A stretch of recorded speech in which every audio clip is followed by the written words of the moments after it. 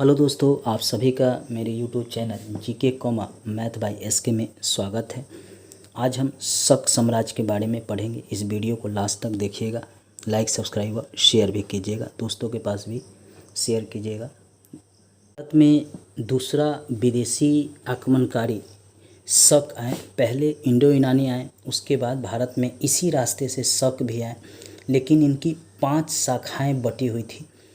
पहली शाखा इनकी अफ़गानिस्तान में थी, दूसरी शाखा यहाँ पे पंजाब में थी, तीसरी शाखा यहाँ पे मथुरा में थी, चौथी शाखा ये पश्चिम भारत में थी और पांचवी शाखा ये दक्कन का क्षेत्र, जो महाराष्ट्र का यहाँ आसपास का क्षेत्र है, ऊपर वाला हिस्सा, यहाँ इनकी पांचवी शाखा थी। अब हम एक एक कर शक साम्राज्य के बारे में पढ़ेंगे, इनके शासकों के बारे में।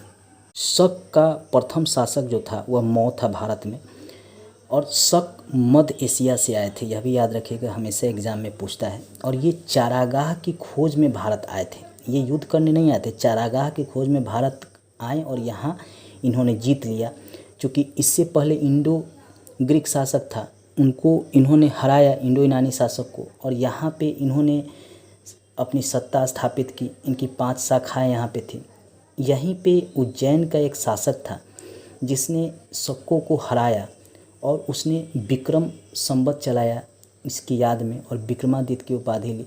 भारत में 14 विक्रमादित्य हुए, जिसमें अंतिम जो था हेमू था, जिसका युद्ध अकबर के साथ हुआ था, जिसमें उसकी हार हो गई थी। आगे हम पढ़ाएंगे, जब मुग़ल पढ़ाएंगे तो उसमें हम उसके बारे में ज़रूर बताएंगे। शकों ने चांदी के सिक्के भारी संख्या में जारी किए थे, याद रखिएगा।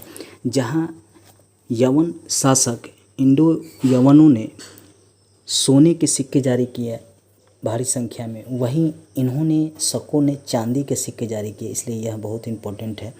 इसके प्रथम राजा और किसकी खोज में आए थे, यह हमेशा पूछता है। उनको कौन हराया था, ये पूछता है। और इन्होंने सिक्के जो जारी किए, यह कई एग्ज़ाम में पूछता है, खासकर बीपीएससी, यूपी पीसीएस में कई बार पूछा है, कई पीसीएस में पूछा है, एसएससी में पूछा है, रेलवे में, आरआरबी में ये कई बार पूछा गया है। शकों का सबसे प्रतापी शासक रुद्रदामन प्रथम था, जिसका काल है 130 से 150 ईसा पूर्व में इसने शासन किया था। यह सबसे प्रतापी था।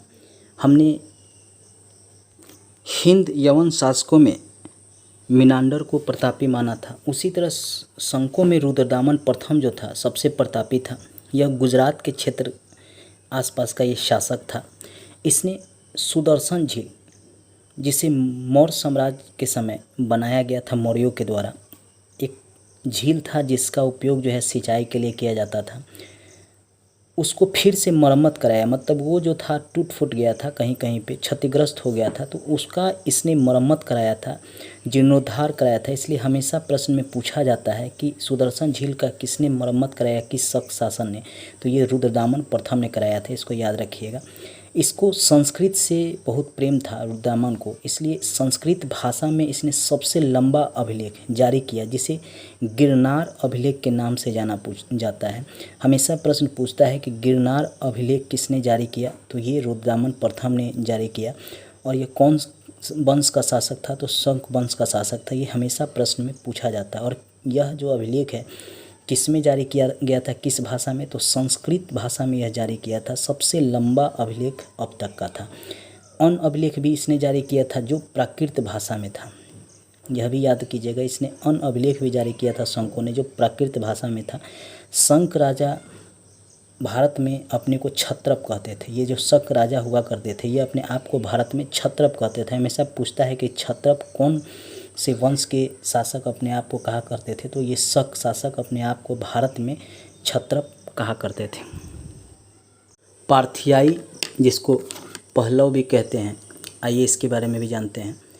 पश्चिमोत्तर भारत में, ये जो पश्चिमोत्तर भारत है, शकों के बाद पार्थियन लोग यहाँ पर आए। किसके बाद? शकों के बाद। सबसे प्रसिद्ध पार्थियन राजा जो था गंडो फर्निस था। हमेशा प्रश्न में पूछता है कि पार्थियन सबसे प्रसिद्ध राजा कौन सा था, तो गंडो फर्निस था। इसके शासन काल में सेंट टॉमस ईसाई धर्म का प्रचार करने के लिए भारत आया था।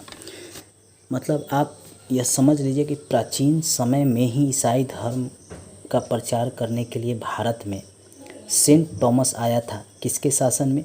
तो गंडो फर्निस के शासन में।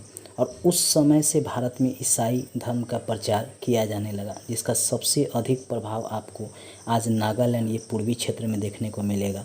और फिर ये दक्षिण क्षेत्र में भी ईसाई ज़्यादा आप देखेंगे, केरल में, आंध्र प्रदेश में, तमिलनाडु में, इधर नागालैंड, मणिपुर, अरुणाचल प्रदेश, त्रिपुरा, मिजोरम, इस सब क्षेत्रों में ईसाई धर्म का ज़्यादा प्रचार प्रसार देखने को मिलेगा। ज़्यादा लोग इधर ही इस धर्म को अपनाए, खासकर आदिवासी लोग इससे ज़्यादा प्रभावित हुए। पार्थियन लोगों का मूल स्थान ईरान था। ईरान जो यहाँ पे था, ये पाकिस्तान के इस बगल में ये ईरान का क्षेत्र है, जहाँ पे अभी हाल में इजराइल ने हमला कर उसके परमाणु ठिकानों को उड़ा दिया था। उसके बारे में भी हम एक वीडियो में बताए हैं। आप उस वीडियो को नहीं देखें तो जाके देख लीजिएगा। उसके परमाणु ठिकानों तथा जो मिसाइल बनाने वाले केंद्र थे, उसको अभी हाल में इजराइल ने ईरान के जो ये परमाणु क्षेत्र और मिसाइल क्षेत्र थे उसको उड़ा दिया है बम से। तो उसके बारे में भी मैंने पढ़ाया, उस वीडियो को जाकर मेरे प्लेलिस्ट में देख लीजिएगा। तो ये ईरान से ये पार्थियाई लोग आए थे भारत में इस रास्ते होते हुए, और यहाँ पे उन्होंने अधिकार कर अपना राज स्थापित किया था, और यहाँ पे उन्होंने ईसाई धर्म का प्रचार प्रसार करना शुरू कर दिया था।